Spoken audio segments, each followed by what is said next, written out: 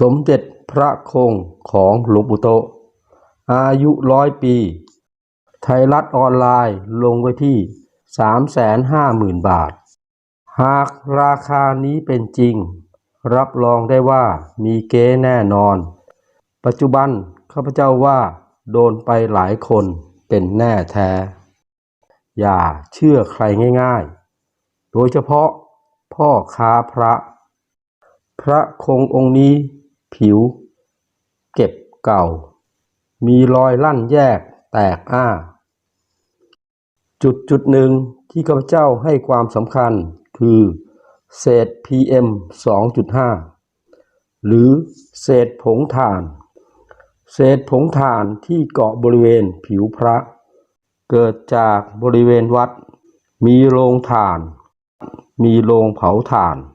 เศษผงถ่านที่เกาะบริเวณผิวพระ